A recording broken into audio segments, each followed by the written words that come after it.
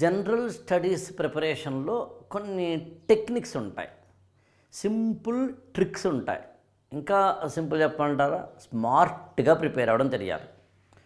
సాధారణంగా civil services ప్రిపరేషన్లో చాలామంది స్టూడెంట్స్ చేసే మిస్టేక్ ఏంటంటే ప్రిపేర్ అవుతూ వెళ్ళిపోతూ ఉంటారు, పుస్తకాలు కొనేస్తుంటారు, చదివేస్తూ ఉంటారు, మెటీరియల్స్ రాసేసుకుంటూ ఉంటారు, నోట్స్ రాసేసుకుంటూ ఉంటారు, క్లాసులకు వెళ్ళిపోతూ ఉంటారు, ఢిల్లీ వెళ్ళిపోతారు, బాగుండని చెప్పి మళ్ళీ హైదరాబాద్ వస్తారు. అబ్బబ్బబ్బబ్బా 2-3 ఏళ్ళు గడిపేస్తారు. యాక్చువల్గా అక్కడ కోచింగ్, ఇక్కడ కోచింగ్, ఇక్కడ కోచింగ్, అక్కడ కోచింగ్. నిజంగా మళ్ళీ చెప్తున్నాను, మీకు ఇంత అవసరం లేదు.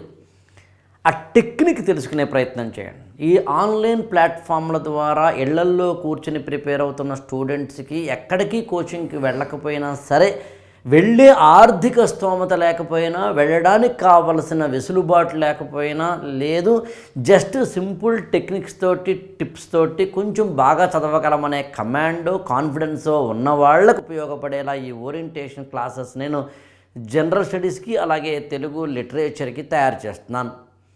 ఇందులో భాగంగా మీకు నేను ఇవ్వగలిగిన ఒక చిన్న సజెషన్ ఏంటంటే, వీటన్నింటినీ విని చక్కగా ఎక్కడికి కోచింగ్ వెళ్ళాల్సిన అవసరం లేకుండా మీ అంతటా మీరే క్లాసెస్ని లేదా మెటీరియల్స్ని లేదా ఇతరత్ర ప్రిపరేషన్స్ని చేసుకోవచ్చు. మీకు ఇంకా ఏమైనా అదనపు క్లాసెస్ కావాలి అంటే, ఇలాంటి ఓరియంటేషన్ క్లాసెస్ కావాలి అంటే మీరు కనుక మాకు ఎప్పుడైనా సజెషన్స్ ఇస్తే వాటి మీద కూడా వీడియోలు చేసే ప్రయత్నం చేస్తాను. 8897826108 కనుక మీరు కొత్త టాపిక్స్ అందిస్తే వాటిని కూడా మేము చెప్తాం. ఇవాల్టి క్లాస్లో నేను ఏం చేస్తున్నానంటే, సిలబస్ అంతా చదవక్కర్లేదు అనే దాన్ని బేస్ చేసుకుని వరల్డ్ హిస్టరీ అనేది మన సిలబస్లో జనరల్ స్టడీస్లో మెయిన్స్లో పేపర్ 1లో ఉంది. ఈ world history of the world అనే దాన్ని సిలబస్ని ఎలా అర్థం చేసుకోవాలి, ఎంత ఈజీగా తయారు చేసుకోవచ్చు మెటీరియల్ని, దాన్ని ఆధారం చేసుకుంటే ఇంత ఈజీగా అనిపించేలాగా ఎలా ప్రిపేర్ అవ్వాలి అని సింపుల్గా తెలియజెప్పే ప్రయత్నం చేయడం ఇవాల్టి క్లాస్ యొక్క ఉద్దేశం. సరే, మీకు బోర్డు మీద చూస్తున్నారు, ఇది వరల్డ్ మ్యాప్. నేను చెప్పాల్సిన అవసరం లేదు. మీ ఇంట్లో వరల్డ్ మ్యాప్ని ఖచ్చితంగా గోడకి హ్యాంగ్ చేసుకోండి. ఇండియా మ్యాప్ను కూడా హ్యాంగ్ చేసుకోండి. మీరు తెలంగాణ అయితే తెలంగాణ, ఆంధ్రప్రదేశ్ అయితే ఆంధ్రప్రదేశ్ మ్యాప్ను కూడా, అది కూడా కొత్త జిల్లాలతోటి కూడిన మ్యాప్స్ని హ్యాంగ్ చేసుకోండి. దానివల్ల మీకు లాభం ఏంటంటే, అలా మీరు కనుక వరల్డ్ మ్యాప్ని కానీ, ఇండియా మ్యాప్ని కానీ, స్టేట్ మ్యాప్ని కానీ పదే చూడడం ద్వారా మీకు వచ్చే క్వాలిటీ వేరు, ఆ కాన్ఫిడెన్స్ వేరు, ఆ క్లారిటీ కూడా వేరు. దీన్ని బేస్ చేసుకుని ఇప్పుడు మనం ఒకసారి మన సిలబస్లోకి వెళ్ళే ప్రయత్నం చేద్దాం. మీరు సిలబస్ని కనుక ఒకసారి చూసినట్లయితే మీరు గమనించవచ్చు, ఇక్కడ GS paper 1 history of the world అనేది సిలబస్లో ఉంది. నేను ఏం చెప్పదలుచుకున్నాను ఇక్కడ మీకంటే, సిలబస్లో ఉన్న అంశాలను మాత్రమే తీసుకొని వాటిని బాగా చదివే ప్రయత్నం చేస్తే కొన్ని ఏరియాస్కి సరిపోతుంది.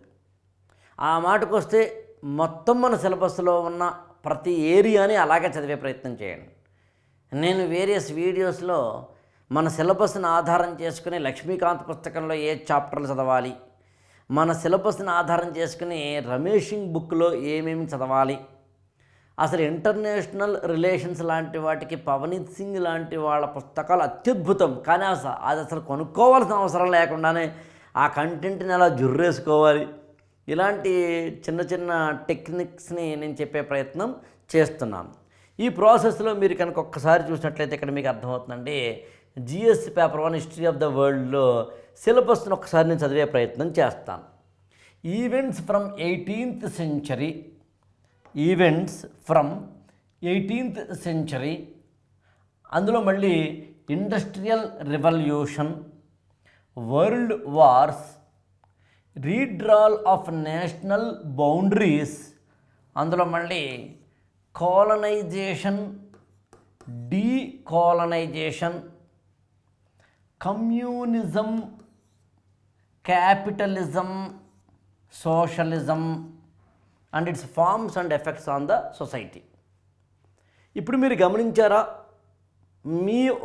మీ మొత్తం సిలబస్లో మీరు కనుక ఒక్కసారి చూస్తే వరల్డ్ హిస్టరీకి సంబంధించి చదవాల్సినవి ఏమిటి అని కనుక కొంచెం క్లోజ్గా మీరు అబ్జర్వ్ చేస్తే, industrial revolution, world wars, colonization, decolonization, communism, capitalism, socialism 7 టాపిక్లు ఉన్నాయి.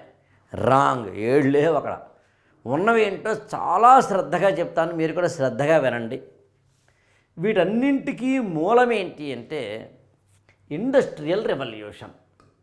నాకు తెలిసి మీరందరూ కూడా ఏదో ఒక సమయంలో ఇండస్ట్రియల్ రెవల్యూషన్ అనే పదం వినుంటారు. ఇవాళ మీరు ఇండస్ట్రియల్ రెవల్యూషన్ 4.0 అనే పదం కూడా వినుంటారు మీరు. ప్రపంచ గతిని మార్చిన ఒక ప్రధానమైన ఈవెంట్ చెప్పండి అంటే అది ఇండస్ట్రియల్ రెవల్యూషన్, పారిశ్రామిక విప్లవం. ప్రపంచ చరిత్రను మార్చిన విప్లవాలు మొట్టమొదటిగా మనం చెప్పదగినది వ్యవసాయ విప్లవం అయితే, ఆ తర్వాత ఇండస్ట్రియల్ రెవల్యూషన్. ఈ ఇండస్ట్రియల్ రెవల్యూషన్ జరగడం వల్ల ఏం జరిగింది, వాట్ ఈజ్ ఎగ్జాక్ట్ హ్యాపెండ్ అంటే ప్రపంచంలో కోలనైజేషన్ అని ఒక కాన్సెప్ట్ ఒకటి డెవలప్ అయింది. కోలనైజేషన్ అంటే అర్థం ఏంటంటే ఒక దేశం ఇంకొక దేశాన్ని కబ్జా చేయడం, ఒక దేశం ఇంకొక దేశాన్ని ఆక్రమించుకోవడం. తెలుగులో దాన్ని వలసవాదం అంటారు. భారతదేశం కూడా అలాగే ఒక 200 సంవత్సరాల పాటు బ్రిటిషు వారి చేతిలో వలసగా ఉంది కదా. దాని మీద మనం చేసిన పోరాటమే కదా భారత స్వాతంత్ర్య పోరాటం, జాతీయోద్యమం. అలా అనుకున్నప్పుడు భారతదేశానికి సంబంధించిన చాలా దేశాలు ప్రపంచవ్యాప్తంగా కాలనీస్గా ఉన్నాయి. పారిశ్రామికంగా అభివృద్ధి చెందిన దేశాలు పారిశ్రామికంగా అభివృద్ధి చెందని దేశాలని కబ్జా చేయడం అండి కోలనైజేషన్ అంటే. ఇప్పుడు ఈ కోలనైజేషన్ జరగడం వల్ల దేశాల మధ్య పోటీ జరిగి యుద్ధాలు వచ్చినాయండి. అలా ప్రపంచ చరిత్రలో ప్రధానంగా జరిగిన యుద్ధం బహుశా మీకు తెలుసు, నేను చెప్పాల్సిన అవసరం లేదు. ఫస్ట్ వరల్డ్ వార్ 1914 నుంచి 1919 వరకు, అంటే 1914 నుంచి 1919 వరకు నేను రమారమి మాట్లాడుతున్నాను. ఆ తర్వాత మళ్ళీ సెకండ్ వరల్డ్ వార్ జరిగింది 1939 నుంచి 1944 వరకు, కాస్త అటు ఇటుగా. అంటే ప్రపంచవ్యాప్తంగా ఇండస్ట్రియల్ రెవల్యూషన్ అనే ఒకానొక ప్రధానమైన కాన్సెప్ట్ వల్ల ఒక దేశం ఇంకొక దేశాన్ని ఆక్రమించుకోకపోతే ఈ ఇండస్ట్రీస్కి కావలసిన రా మెటీరియల్ దొరకదు. కాబట్టి రా మెటీరియల్ కోసం ఆఫ్రికన్ కంట్రీస్కో, ఏషియన్ కంట్రీస్కో, ఈవెన్ అమెరికా కూడా వెళ్ళిన సందర్భాలలో, ఈవెన్ ఆస్ట్రేలియా కూడా వెళ్ళిన సందర్భాల్లో ప్రపంచవ్యాప్తంగా కాలనీస్ ఏర్పడి దానిలోంచి పోటీ వచ్చి అందులోంచి యుద్ధాలు వచ్చినాయండి. First world war, second world war, that's all. ఈ సెకండ్ వరల్డ్ వార్ తర్వాత వచ్చిన యుద్ధం తర్వాత ఏం వస్తుందండి, శాంతి వస్తుంది. ఈ యుద్ధం తర్వాత వచ్చిన శాంతి రూపేణ వచ్చిన అనేకమైన అగ్రిమెంట్స్లోంచి వలసలు అనేవి క్రమంగా తగ్గడం మొదలుపెట్టి, అంటే ఆక్రమించుకుని, మీకు కొంచెం ఎగ్జాంపుల్గా చెప్పాలి అంటే భారతదేశాన్ని ఆక్రమించుకున్న బ్రిటిష్ వారు 1947లో వెనక్కి వెళ్ళిపోయారు. అంటే మనకి స్వాతంత్రం ఇచ్చారు. అలా మనమే కాదు, ప్రపంచంలో చాలా దేశాలు ఉన్నాయి. ప్రపంచంలో చాలా దేశాలు ఇలా స్వాతంత్ర్యం పొందినప్పుడు అవి అంతకుముందు కాలనీ, ఇప్పుడు కాలనీలోంచి ఇండిపెండెంట్ అయినప్పుడు దాన్ని డీకాలనైజేషన్ అంటారు. వలసలు అనేవి డీకాలనైజ్ అయ్యి ఇండిపెండెంట్ నేషన్స్ అవుతాయి. అంటే ప్రపంచవ్యాప్తంగా దేశాల సరిహద్దులు మారతాయి, దేశాల సార్వభౌమాధికారాలు పెరుగుతాయి, దేశాలలో స్వాతంత్ర్య దినోత్సవ సంబరాలు జరుపుకుంటారు. మీకు తైవాన్ లాంటివి ఉదాహరణగా చూస్తే, తైవాన్ కానీ హాంకాంగ్ కానీ ఇలాంటి కొన్ని దేశాలు చూస్తే మీకు తైవాన్ ఇష్యూ అనే క్లాస్లో నేను మన ఈ గురుకులం క్లాసెస్లో చెప్పాను. తైవాన్ అనే దాని విషయంలో చైనా ఎందుకు గొడవ పడుతుంది, తైవాన్ నాది అంటుంది చైనా. అరే బాబా నీది కాదురా బాబు, నేను స్వతంత్రంగా ఉంటానురా అంటుంది తైవాన్. నేను ఇప్పుడు మళ్ళీ చైనా తైవాన్ ఆ ఇష్యూలోకి వెళ్తే మనకి టైం సరిపోదు. ఈవెన్ ఇవాళ ఈ క్లాస్ ఉద్దేశం అది కాదు. నేను వేరే చైనా తైవాన్ ఇష్యూ మీద క్లాస్ మన ఈ గురుకులం క్లాసెస్లో నేను లేదా నా ఫ్యాకల్టీ చెప్పారు. ఈ గురుకులం ఎలా పనిచేస్తుందంటే అన్నింటి మీద ఓరియంటేషన్స్ XYZ ఇవ్వడం నా పని. నాతో పాటు ఫ్యాకల్టీ టీమ్ మెంబర్స్ ఆయా క్లాసెస్ని కొంచెం అడుగులు ముందుకు తీసుకువెళతారు. సో అలా అనుకున్నప్పుడు మీకు కాలనైజేషన్ అప్పుడు జరిగింది, ఆటోమేటిక్గా డీకాలనైజేషన్ కూడా జరుగుతుంది. ఇలా వలస పాలనలోంచి first world war, second world war లాంటివి వచ్చాయి. ఈ first world war, second world war వచ్చే క్రమంలోనే, ఈ ఇండస్ట్రియల్ రెవల్యూషన్ అనే క్రమంలోనే ప్రపంచవ్యాప్తంగా ఎవరైనా దేనికోసం కొట్టుకుంటారండి? నేను చెప్పాల్సిన అవసరం లేదు కదా, డబ్బు కోసం కొట్టుకుంటారు. ఇందులో పెద్ద ఆశ్చర్యం ఏముంది? అసలు మీరైనా నేనైనా కొట్టుకునే డబ్బు కోసమే కదండి. మీరు ఐఏఎస్ ప్రిపేర్ అవ్వాలి అనుకుంటారు. ఎందుకు అనుకుంటారు? ఖచ్చితంగా మంచి కెరీర్ కోసం. దేశ సేవ లాంటివి ఉంటాయి, నేను కాదంటలేదు. మంచి కెరీర్ అంటే పచ్చిగా చెప్పండి అంటే డబ్బులే కదా, నెలకి డబ్బులు సంపాదించడం కోసమే కదా. ఇప్పుడు మేము మాత్రం ఏ కోచింగ్ సెంటర్ వాళ్ళైనా ఇంక్లూడింగ్ మీ, సరే ఎవరో నాకెందుకు, నేను దేనికోసం క్లాసు చెప్తానంటే డబ్బు కోసం కాదా? ప్రపంచ దేశాలైనా అంతే కదా, ఏ దేశమైనా అంతే కదా. అలా ప్రపంచవ్యాప్తంగా డబ్బుకు సంబంధించి కొంచెం మర్యాదగా మాట్లాడండి సార్ అంటే ఆర్థిక శాస్త్రానికి సంబంధించి, ఆర్థిక సిద్ధాంతాలకు సంబంధించి ఉన్న, అంటే ఎకనామిక్స్కి సంబంధించిన 2 ప్రధానమైన అంశాలు ఉన్నాయి, అంటే సూత్రాలు ఉన్నాయి, సిద్ధాంతాలు ఉన్నాయి. అందులో ఒకదాన్ని క్యాపిటలిజం అంటారు, రెండవ దాన్ని సోషలిజం అంటారు. మీరు సోషలిజం అనే పదం వాడినా, కమ్యూనిజం అనే పదం వాడినా కొద్దిగా డిఫరెన్స్ ఉంది. అసలు లేదు నేను, కానీ ఉన్నంతలో సోషలిజం అనగానేమి, కమ్యూనిజం అనగానేమి ఇక్కడ చెప్పడం నా ఉద్దేశం కాదు. కానీ ఉన్నంతలో మాత్రం సోషలిజం అన్న కమ్యూనిజం అన్న ఒకటి, ఈ 2 క్వైట్ ఆపోజిట్ అండి. క్యాపిటలిజం అనేది సోషలిజం లేదా కమ్యూనిజం అనేవి క్వైట్ ఆపోజిట్ లక్షణాలు కలిగినవి. మీకు అమెరికా లాంటి దేశాలు క్యాపిటలిస్ట్ దేశాలు అయితే, చైనా, రష్యా లాంటి దేశాలు సోషలిస్ట్ స్టేట్స్ అన్నమాట. నేను ఆయా సందర్భాల్లో మళ్ళీ అసలు రష్యన్ చరిత్ర చెప్పుకున్నప్పుడు, చైనా చరిత్ర చెప్పుకున్నప్పుడు, ఉదాహరణకి చైనాని ఏమంటామండి, రిపబ్లిక్ ఆఫ్ చైనా అని లేదా పీపుల్స్ రిపబ్లిక్ ఆఫ్ చైనా అని పిలుస్తారు. అక్కడ ఉన్న ప్రధానమైన పార్టీ ఏంటి? Communist party. అసలు దాని పేరే CPP, అంటే చైనాస్ కమ్యూనిస్ట్ పార్టీకి సంబంధించింది. అదే మీకు రష్యా అయితే కనుక USSR అంటాం, union of Soviet socialist republics అంటాం. సరే, సోషలిజము కమ్యూనిజం అనేవి కొంచెం డిఫరెన్స్ ఉన్నమాట నిజం. ప్రపంచవ్యాప్తంగా కార్ల్ మార్క్స్ అలాగే ఫ్రెడరిక్ ఎంగిల్స్ అనే 2 స్నేహితులు కలిసి ఇచ్చిన సిద్ధాంతంలోంచి వచ్చిన 1917లో రష్యాలో వచ్చిన విప్లవం, రష్యన్ విప్లవం, బోల్షివిక్ విప్లవం, లెనిన్ అయితే, ఆ తర్వాత 1940స్లో వచ్చిన చైనీస్ రివల్యూషన్ ఏదైతే ఉందో 1945 ఆ ప్రాంతాలలో, అక్కడ వచ్చిన మావో జెడాంగ్ తీసుకొచ్చిన రెవల్యూషన్ ఏదైతే ఉందో, ఇవన్నీ కూడా కమ్యూనిజము, సోషలిజంకి ముడిపడినవి. ఇవన్నీ సిద్ధాంతాల మీద ఆధారపడింది ఇండస్ట్రియల్ రెవల్యూషన్. ఈ సిద్ధాంతాల మీద ఆధారపడింది కాలనైజేషను, డీకాలనైజేషను. ఈ సిద్ధాంతాల మీద ఆధారపడింది first world war, second world war.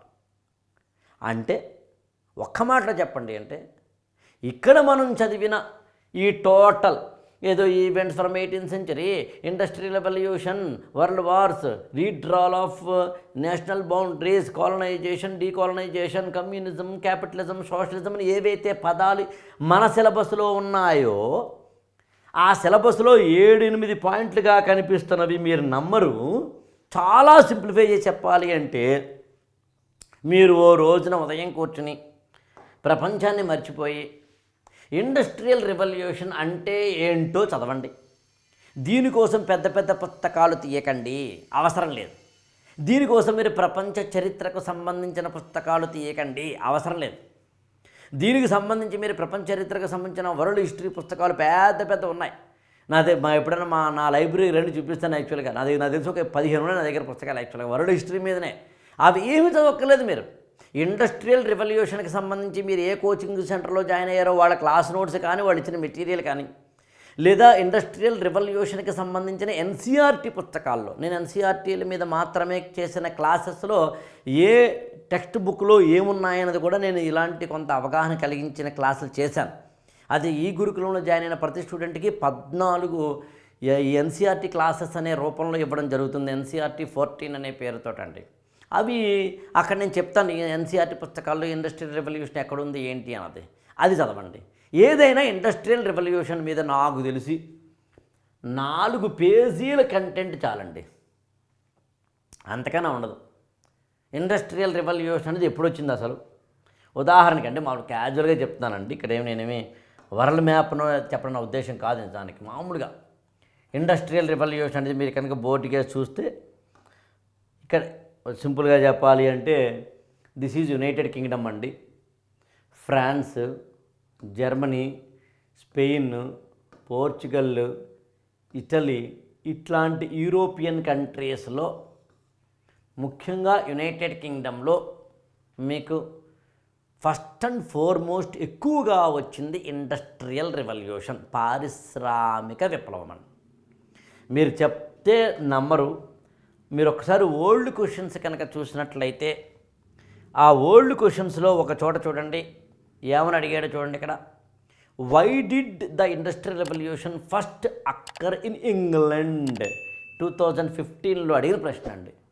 Industrial revolution UK, United Kingdom, ఇంగ్లాండ్లో ఎందుకు వచ్చింది ఫస్ట్? బ్రిటన్లో. Discuss the quality of life of the people there during the industrialization, how does it compare with that in India at present.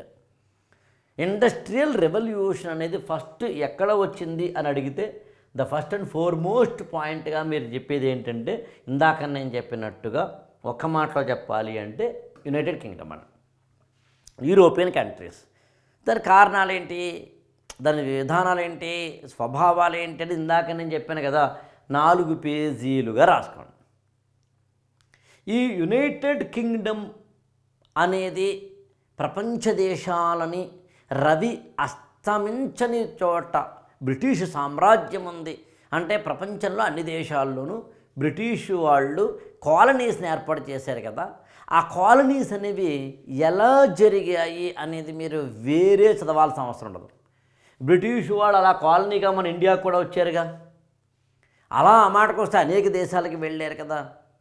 ఆ colonisation ఏమేం జరిగాయని list అక్కర్లేదు మీకు. మన సిలబస్లో కాలనైజేషన్, డీకాలనైజేషన్ ఉంది కదా అని చెప్పి ప్రతి దేశాన్ని చదవాల్సిన అవసరం లేదు. మరి ఎలా చదవాలి అంటే, మీకు కావలసిన ఏకైకది ఏంటంటే వరల్డ్ వార్ 1, వరల్డ్ వార్ 2.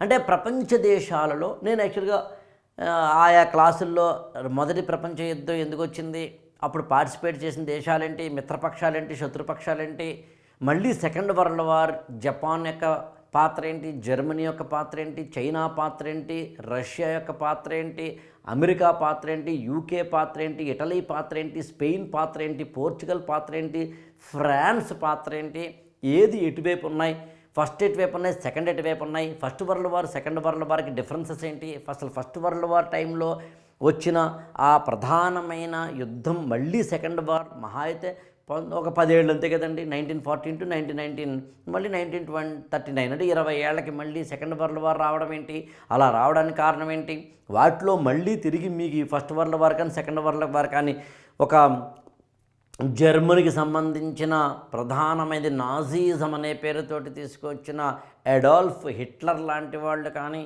లేదా నెపోలియన్ బొనాపార్టీ లాంటి వాళ్ళు కానీ, వాళ్ళ సిద్ధాంతాలు కానీ, ప్రపంచవ్యాప్తంగా ఏం జరిగింది లాంటి వాటికి సంబంధించిన ఒక ముస్సోలినీ గురించో, లేకపోతే ఒక నెపోలియన్ బోనాపార్ట్ గురించో, లేకపోతే నేను మాట్లాడుతుంది కేవలం ఆ 10-15 సంవత్సరాల్లోనే కాదని, అంతకుముందు బీజాలు వేసిన వాళ్ళతో సహా మనం చెప్పుకోవాలి.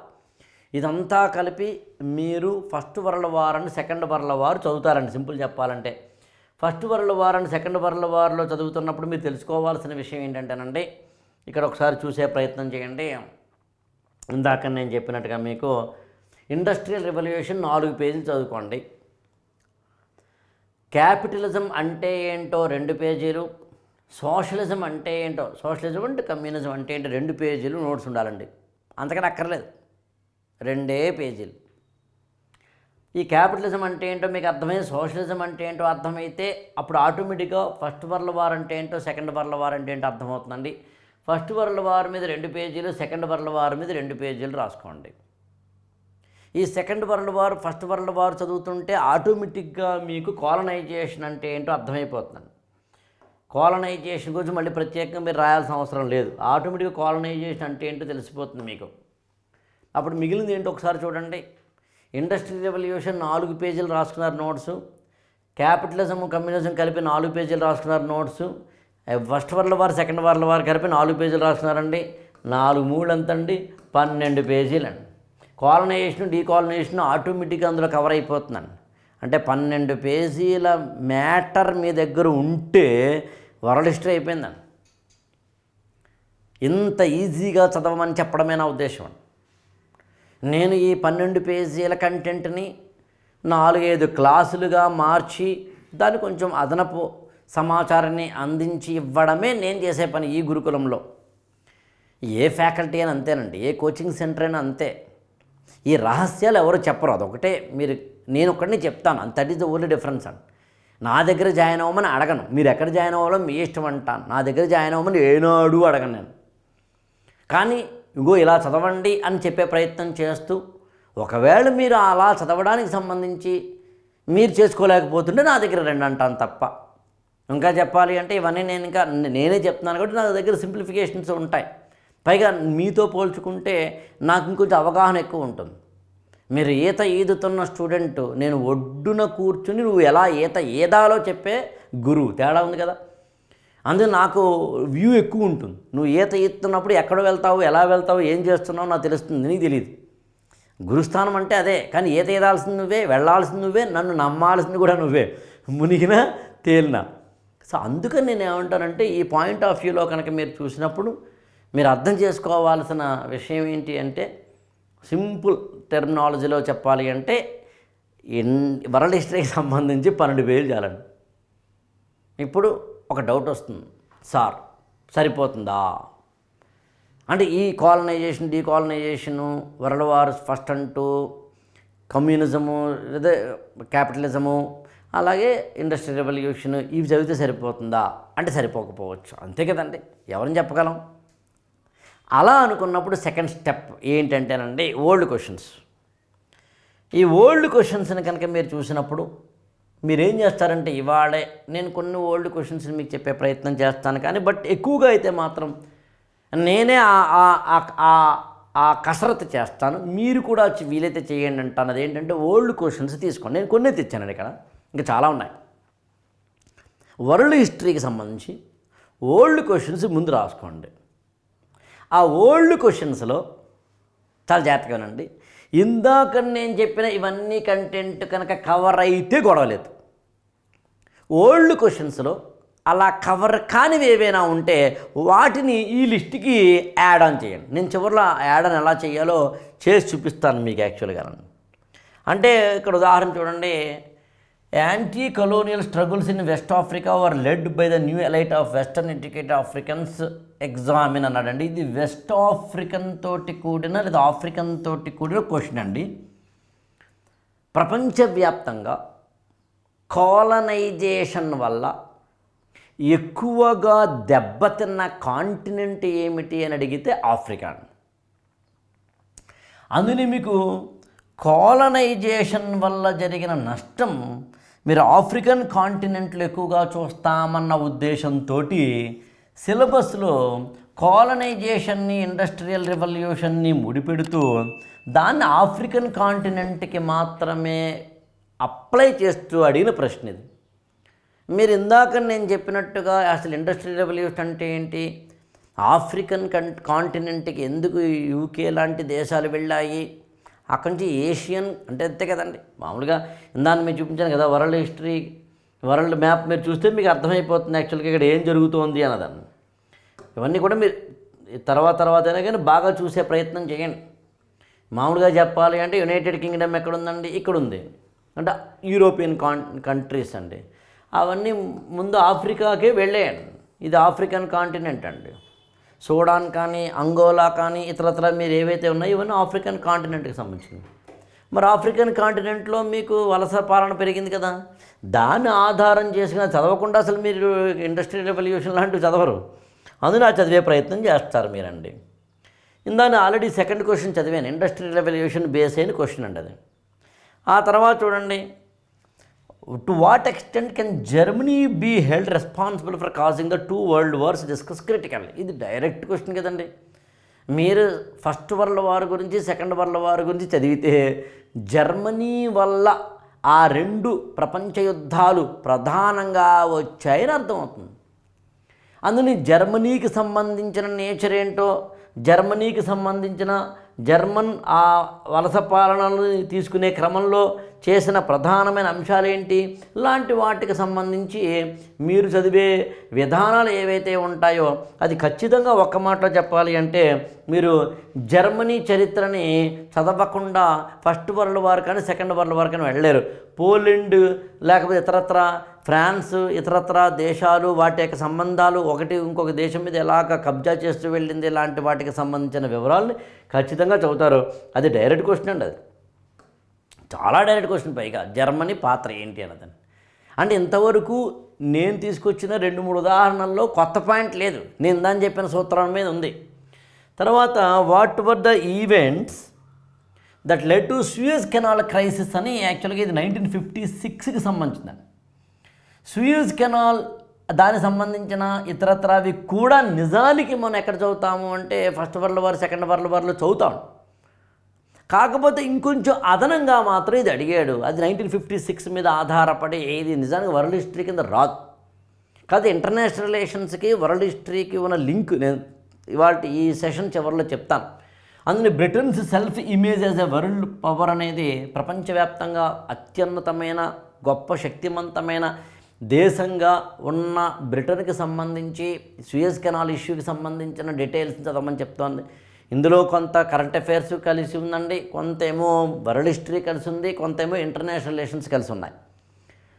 బట్ ఏదైనా కానీ మనము ఇందాక నేను చెప్పిన ఈ second world war first world war colonizations చదువుతున్న క్రమంలో దీని యొక్క బ్యాక్గ్రౌండ్ ఇన్ఫర్మేషన్ మనం తెలుసుకుంటాం.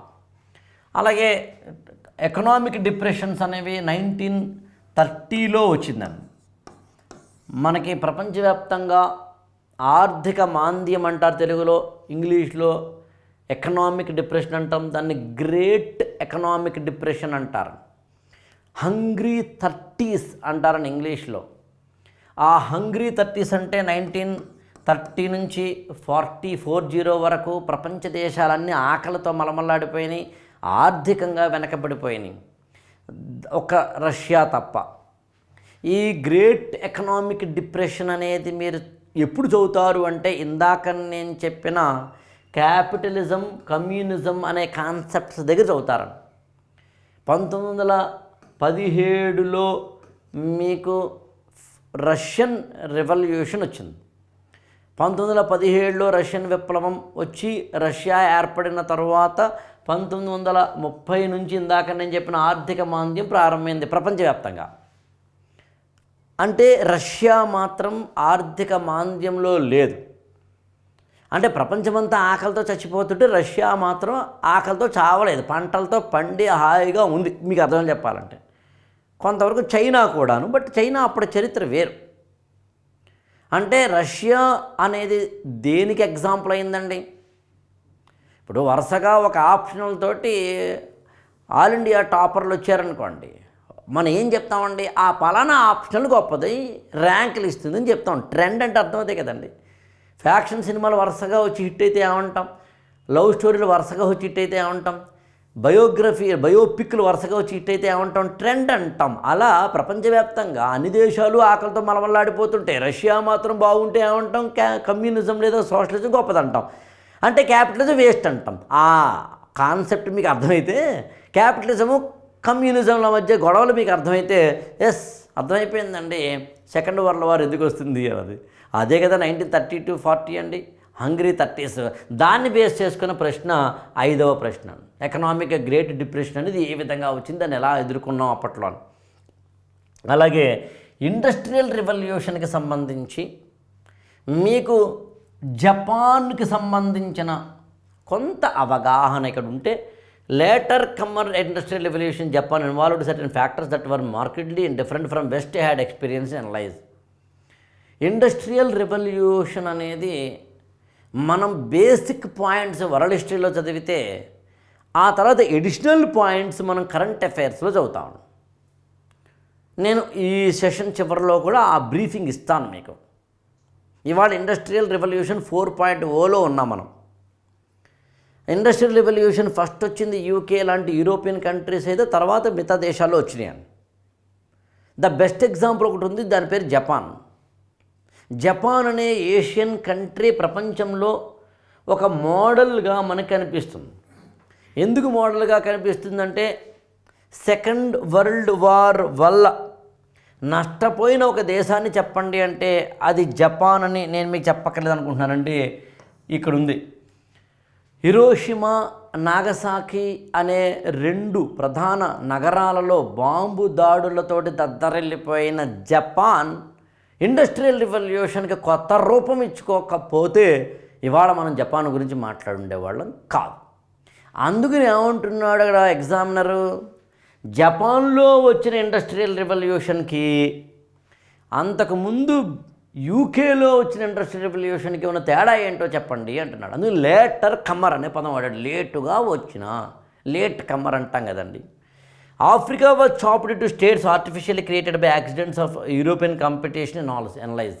ఇది నేను చెప్పాల్సిన అవసరం లేదు, ఆల్రెడీ ఆఫ్రికా మీద ఒక క్వశ్చన్ వచ్చింది, మళ్ళీ ఇంకోసారి వచ్చిందండి. ఇక్కడ చూడండి, American revolution was an economist revolt against mercantilism substantiate. ఇక్కడ నేను మిమ్మల్ని ఒక కాషన్ చేయాలనుకుంటున్నాను. ఆ కాషన్ చేసేందుకు నేను కొంత చెప్తే నిజానికి మనకి ఈ సెషన్ని కూడా ముగించుకోవచ్చు.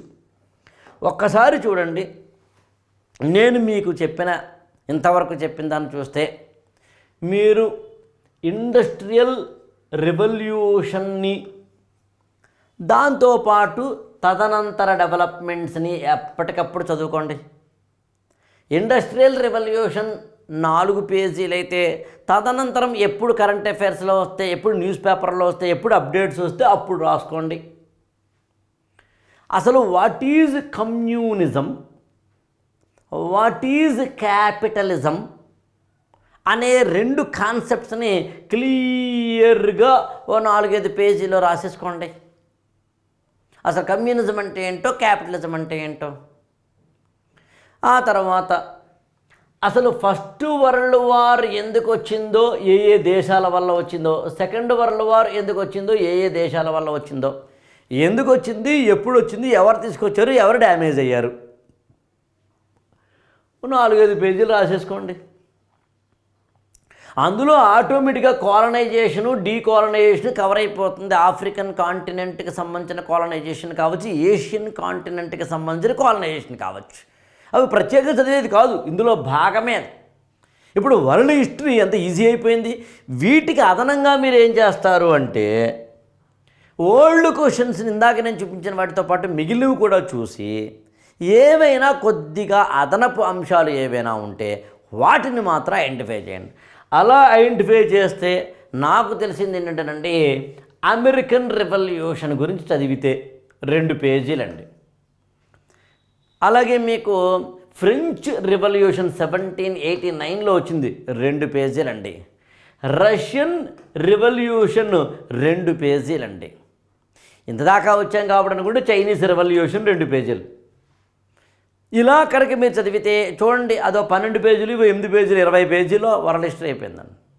యాక్చువల్గా ఇవి అదనంగా చదువుతున్నారండో, ఇవి నిజానికి సిలబస్లో లేవు.